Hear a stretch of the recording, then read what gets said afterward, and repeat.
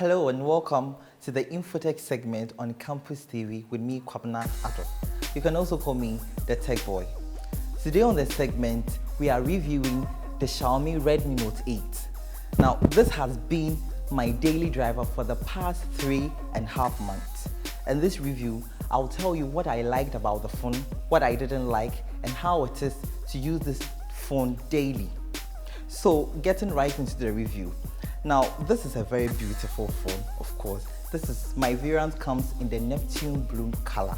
Now, this phone has a Corning Gorilla Glass 5 on the front and back as well.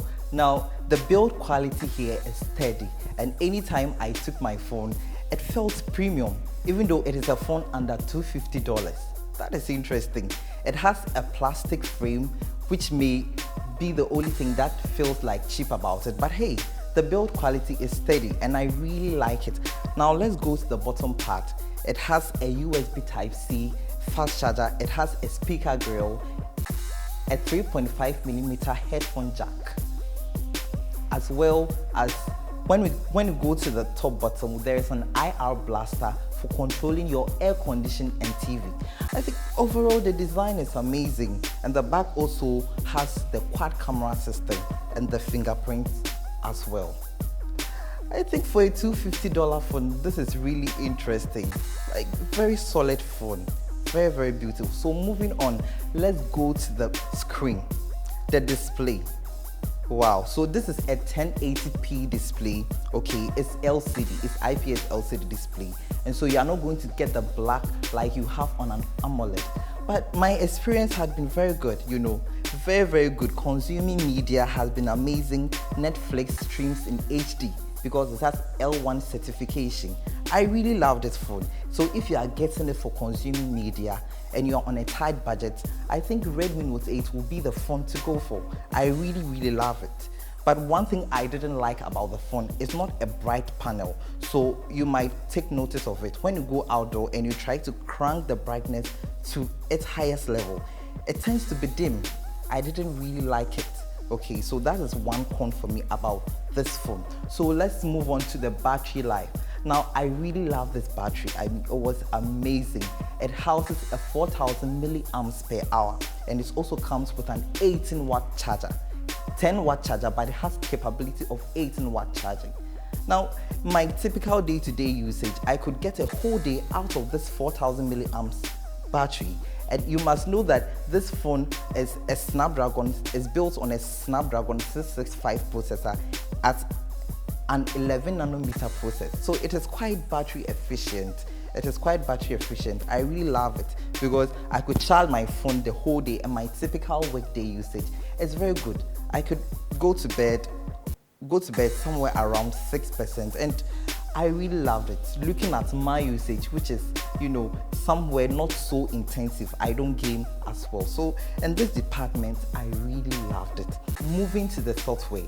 Now, out of the box, this phone comes at Android 9 over MIUI 10 scheme, but luckily I had an update to MIUI 11, which I really enjoyed. But one thing I realized about the software update is the battery took a hit after this update. So what I did, I quickly reset it, and after that I was getting very good screen on time and even standby hours. I really loved it. Software was amazing. Xiaomi skin was not intrusive. I really loved something they incorporated into their version of Android. I really loved it. It was excellent. Like three finger swipe to take a screenshot and all that. Second space. I mean, I loved everything about this phone. To me, software was amazing. But at last, I found something terrible about this phone. I was having ghost touches. Now, what that means was that whenever I put this phone there, when I put it down, apps started opening on its own. So I was like, wow, what is this? This was few weeks into using the phone, so I tried researching online to find solutions to it, and I realized that some users were also having the same issue. My brother uses the same phone, and I also have a friend, an engineer friend, who uses the same phone. I interviewed them, and to them, they have never had any instance of ghost touch. So I think that this is instant specific issue and not the same thing for the whole lineup. So to me, software, this was a con. And if this is actually a software issue, it will be updated through security patches. But if it's on a hardware level, then I'm sorry, I have to endure this phone with ghost touching here and there. So software was amazing. Now let's go to the performance. I'm sure you are interested in the performance, how it performed. Now, the Snapdragon 665 is a performer. I loved it. Apps open fast, everything so smooth. I mean, 90% of the time, I'd find that everything is so smooth. The Snapdragon 665 is a performer. I really loved it, and everything worked so well. Once in a while, you have status in the UI, but overall, it was an amazing experience. Kudos to Xiaomi. They really did a good job for a phone under $250. I mean, this is really impressive. This is really impressive. So with performance, you wouldn't have any issue. But hey, I'm not a gamer, so I don't do a lot of gaming. But if you want to game, yeah, it will do well, but don't expect to play, high games with high graphic settings. You might be disappointed, as this is not really a gamer's phone. So if you want a gamer's phone, you go for a higher version of this phone. So moving on to this interesting aspect, the cameras. How did the camera perform? Now, Xiaomi has 4 camera system in this phone. It has the 48 megapixel camera sensor, that's the main camera sensor, the macro lens of 2 megapixels. It also has a depth sensor of 2 megapixels, and it really performed well. It really, an ultra wide as well at 8 megapixels. Shots taken in good daylight were very good. If you have enough light coming to the sensor, you would capture some good pictures with good vibrancy and all that. The ultra wide camera was good. I was expecting a wider field of view, but it was okay. The 48 megapixel camera was not truly 48, but actually it is a 12 megapixel hardware sensor that has been upscaled through software to achieve 48 megapixel. But it was detailed. I really like it overall. The 48 megapixel performed well. Where I wasn't so excited was the portrait. I mean, no. The edge detection was not on point. It was hit and miss.